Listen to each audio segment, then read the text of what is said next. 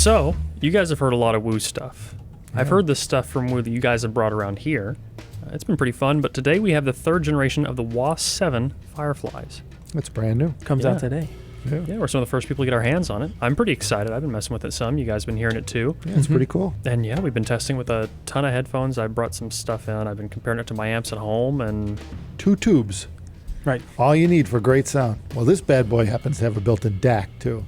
Right. So all in one. Yeah, we should have measured it, but what is it, about 6 by 6? Not even 5 by 5 inches. it's pretty small. Yeah, Very it's a little yeah, like cube. maybe like 5 1/4 or something like that. Yeah. Built-in power supply now. Yeah, built-in DAC. This is a whole all-in-one unit, all in one really tiny box. Which is kind of impressive how much they fit into that thing. Yeah, the rear panel I'm looking considering this much is just glass. at. Yeah, right.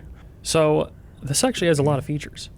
You were comparing it earlier, saying it was kind of like the little IFI we did. So it has USB in and out, 4.4 millimeter out of the front, and a standard 1/4 inch out the front. And you can also have an external input through RCAs. Mm-hmm. And you can output the DAC through 4.4 millimeter output.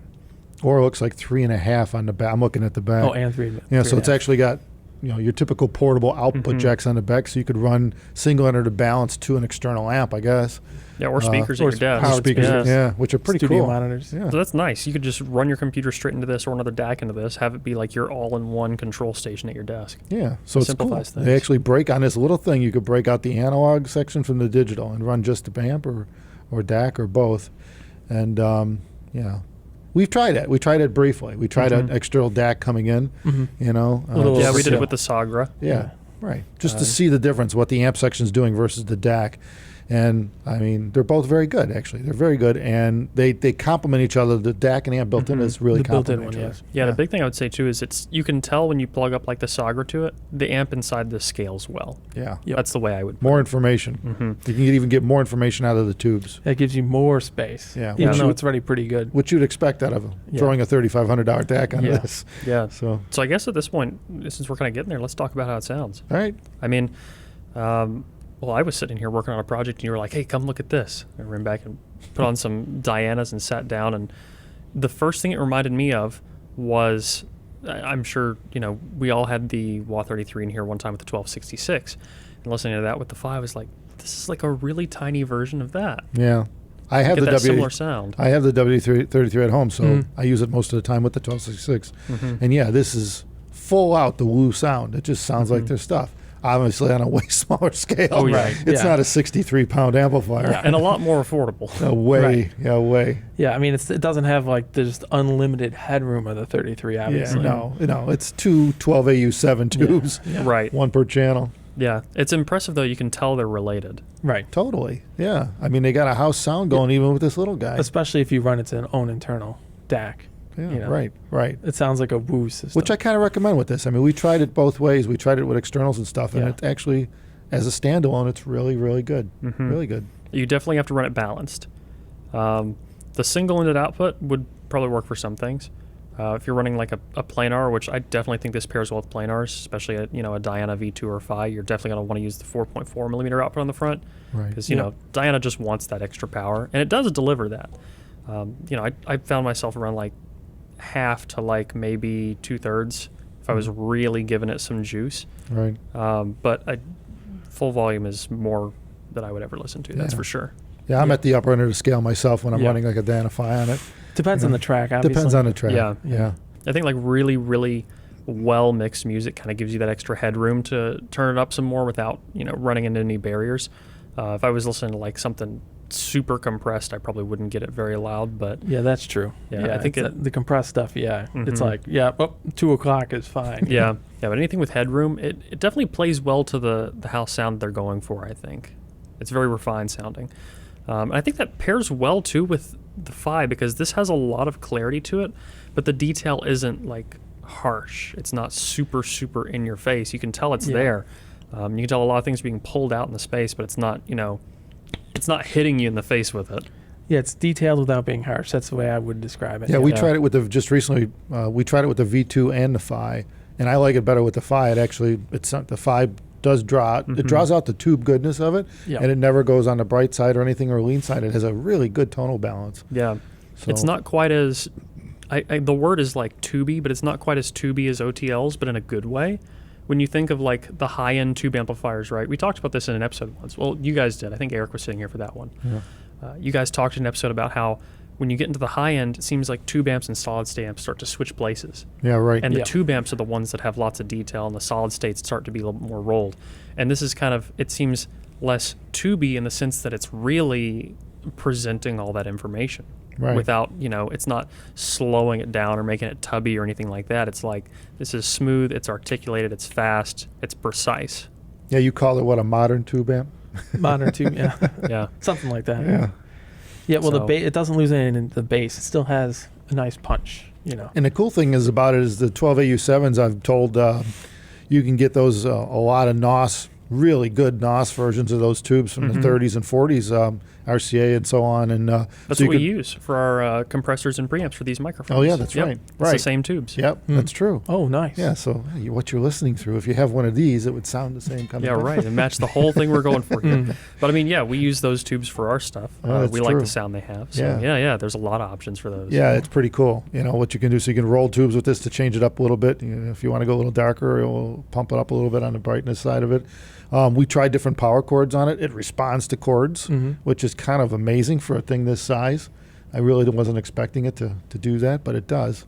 And it also shows the differences between the V2 and the Phi pretty apparently. Like Yeah. when Yeah. you change between them. Yeah, it's like, right. Oh, yeah, this is different. Yeah, the V2 sounds a bit more laid back with the tubes on here, and then the 5 brings out the tubes more, and you Yeah, hear more space. Yeah, more space. So Yeah. and it never goes overboard. So good job on this one. Really good job. Yeah, and I feel like it powers the Phi just a hair easier too. I don't know what it is, but I felt like if I plugged them up back to back, I felt like it pushed the Phi with just a little bit more finesse.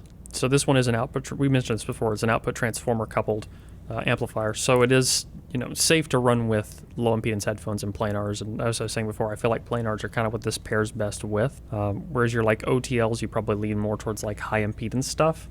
I feel like this is definitely really well suited for low impedance and planars.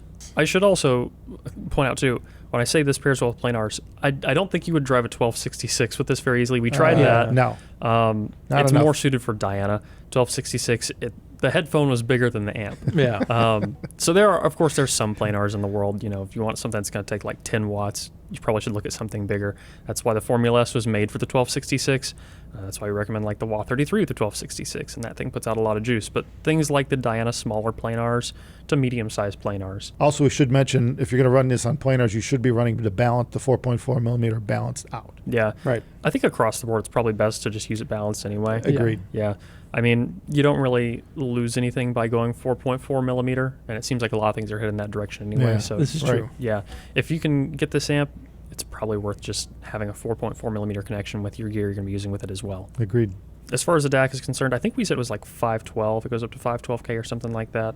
Not positive on that. Either way, it worked right out of the box without drivers on cell phone, on a couple computers over there. So it seems like compatibility is decent. And yeah, I mean, there it is. That's the 3rd gen WA7 Fireflies. Yeah. It was a really impressive amp for its price, which I think we said was under $1,500 with the tubes or somewhere in that range. $13.99 is retail. $13.99. And then, of course, you can upgrade the tubes if you wanted to from stock.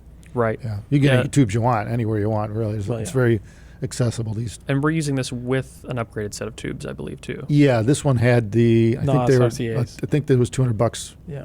additional for the pair of these. Yeah. Yeah, that's really not bad for what you're getting out of this.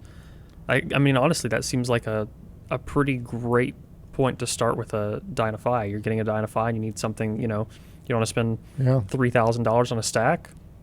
That's pretty appealing. What's totally cool is it just sits on a desk. That's like, right. Like I'm already decided I'm keeping this one. It's not Yeah, going that one's anywhere. going in your office. Yeah, I'm going to put it under by my computer. It hooks a USB right to the computer, and bam, I got a solution. Yeah, And it's non-intrusive. because I don't have anything on my desk right now. I just don't have anything. So Well, I had this sitting over there overnight running all night. I came in the morning. It was sitting under my monitor, and this kind of glass shield, I don't know if it's glass crystal, what it is, but the shielding glass. around this, it my monitor wasn't warm or anything like Yeah, that. And yeah. so it's dissipating heat pretty well. So yeah, it works great on a desk. And Yeah, I'm it not gonna doesn't. bump into it and burn myself or anything like that. Yeah, no, these two small tubes, they run really cool. yeah. I mean, these tubes, I think these are probably rated for thousands of hours of use. Yeah. Probably. Yeah. So I don't think it'd be an issue to even leave it on. But really, I mean, just turning it on, the warm-up time is nothing, It's Yeah, nothing. 12 AU7s are really popular, not only in like compressors, preamps, studio equipment, but also in microphones.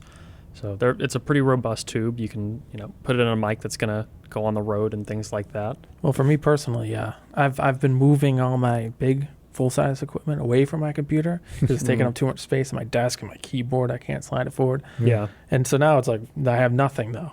So Yeah. now it's just a monitor and that's it, my Ooh. keyboard. But now I can't use my headphones if I'm at my computer. So something like this would Yeah. be great. To Yeah. just compact. Yeah, I feel like normally I need like my desk for my computer and then like a whole another desk next to it for like my amps and DACs. Yeah, that's pretty much where I'm you've at. got the bar talk at home. That thing's an entire table That's by a itself. beast. Yeah.